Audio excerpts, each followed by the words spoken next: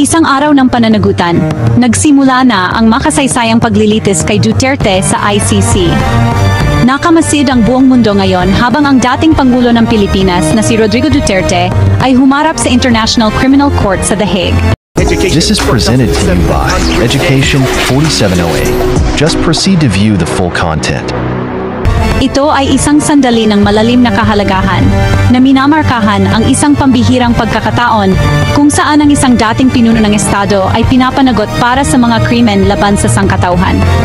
Si Duterte, nakilala sa kanyang kontrobersyal na mga patakaran at matinding retorika, ngayon ay naharap sa mga akusasyon na nagdulot ng itim na anino sa kanyang pamana.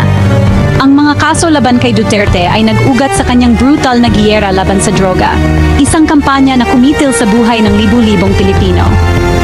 Ang mga grupo ng karapatang pantao ay nagaangkin ng malawakang extrajudicial killings at sistematikong pang-abuso na isinagawa sa ilalim ng pagpapatupad ng batas. Ang ICC, na may tungkuling imbestigahan ang pinakamabigat na krimen sa internasyonal, ay tinanggap ang kaso na naglalayong panagutin si Duterte para sa mga umano'y kalupitan na ito. Ang paglilitis, na nagsimula ngayon na may punong gallery at matinding pagsisiyasat ng media, ay nangangako na maging isang makasaysayang kaganapan sa internasyonal na hustisya. Susuriin nito ang puso ng kontrobersyal na pamamahala ni Duterte. Sinusuri ang ebidensya ng mga pang-aabuso sa karapatang pantao at ang mga legal na argumento na nakapalibot sa kanyang mga aksyon. Inaasahan na ang mga paglilitis ay magiging mahaba at komplikado, na may malawak na implikasyon para sa internasyonal na batas at ang laban kontra sa kawalan ng parusa. Mula Maynila hanggang The Hague, ang pag-aresto at paglipat sa isang dating Pangulo. Ang paglalakbay na nagdala kay Duterte sa korte ng ICC ay mabilis at dramatiko. Ilang araw pa lamang ang nakalilipas, siya ay dinakip ng mga autoridad ng Pilipinas sa Ninoy Aquino International Airport sa Maynila, pagbalik niya mula sa isang paglalakbay sa Hong Kong. Ang pag-aresto, na isinagawa kasabay ng mga internasyonal na ahensya, ay nagpadala ng shockwave sa Pilipinas at sa iba pang lugar. Ang paglipat kay Duterte sa The Hague ay mabilis din, na sumasalamin sa bigat ng mga kaso laban sa kanya. Siya ay inilipad sa ilalim ng mahigpit na seguridad patungong Netherlands, kung saan matatagpuan ang punong tanggapan ng ICC.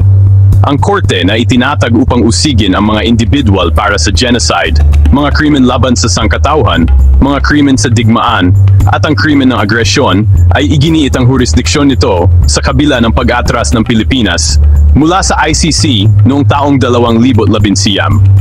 Ang desisyon ng korte na ituloy ang kaso sa kabila ng pag-atras ng Pilipinas ay nagbibigay diin sa mandato ng ICC na ituloy ang hustisya para sa pinakamabigat na krimen, anuman ang pressure sa politika o pambansang hangganan. Ang pag-aresto at paglipat kay Duterte ay isang testamento sa prinsipyo ng internasyonal na pananagutan at ang paghabol sa hustisya para sa mga biktima ng mga kalupitan.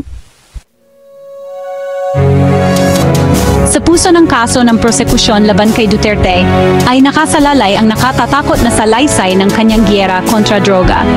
Inaakusa ng mga taga-usig na ang kampanyang ito, na inilunsad na may layuning puksain ang illegal na droga, ay mabilis na naging isang kampanya ng takot at extrajudicial killings na nag-iwan ng libu-libong patay.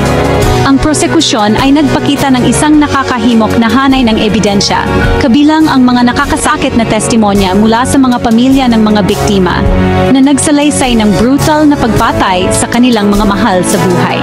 Nawalan kami ng anak sa walang saysay na karahasang ito. Bata pa lang siya, hindi kriminal. Hinihiling namin ang hustisya. Ang mga dating opisyal ng pagpapatupad ng batas, ang ilan sa kanila ay nagsabing nakilahok sa mga pagpatay, ay nagbigay ng mga first-hand account ng mga operasyon na naglalarawan ng klima ng takot at kawalan ng parusa. Ang mga ulat ng pulisya, mga account ng saksi, at mga investigasyon sa karapatang pantao ay nagpinta ng isang malagim na larawan ng isang sistematikong kampanya ng karahasan na tina-target ang mga pinaghihinalaang gumagamit at nagbebenta ng droga. Nagtalo ang prosekusyon na si Duterte sa pamamagitan ng kanyang mga salita at kilos ay nag-udyok at hinikayat ang mga pagpatay na ito.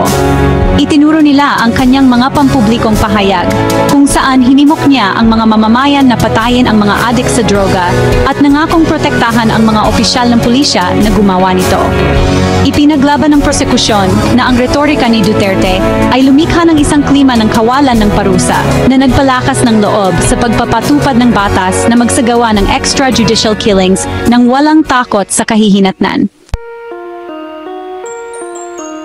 Ang paglilitis kay Duterte sa ICC ay higit pa sa isang legal na proseso. Ito ay isang laban para sa hustisya na magkakaroon ng malawak na implikasyon. Ang resulta ng kasong ito ay maaaring magtakda ng isang precedent para sa pagpapanagot sa mga pinuno para sa mga pang-aabuso sa karapatang pantao, anuman ang kanilang kapangyarihan o posisyon. Nangako ang defense team ni Duterte na masiglang lalabanan ang mga paratang na pinagtatalunan na ang ICC ay walang jurisdiksyon dahil umatras ang Pilipinas mula sa korte noong 2011. Pinapanatiling nila ang mga umano'y pagpatay ay hindi pinahintulutan ng Estado, kundi resulta ng mga tiwaling opisyal ng pulisya o mga grupo ng vigilante. Inaasahang magiging komplikado ang paglilitis, kung saan ang magkabilang panig ay magpapakita ng kanilang mga kaso at tatawag ng maraming saksi. Pagkatapos ay titimbangin ng mga hukom ang ebidensya at magbibigay ng hatol. Kung mapapatunayang nagkasala, maaaring harapin ni Duterte ang isang mahabang sentensya sa bilangguan. Mahigpit na binabantayan ng mundo ang paglililitis na ito. Habang hinaharap nito ang pamana ng pamamahala ni Duterte at ang paghabol sa hustisya para sa mga biktima ng kanyang giyera kontra droga. Ang resulta ng kasong ito ay maaring humubog sa kinabukasan ng internasyonal na bas kriminal at ang laban kontra sa kawalan ng parusa sa mga darating na taon. Huwag kalimutang mag-like, share, subscribe at i-comment ang inyong pananaw ukol dito. Hanggang sa susunod.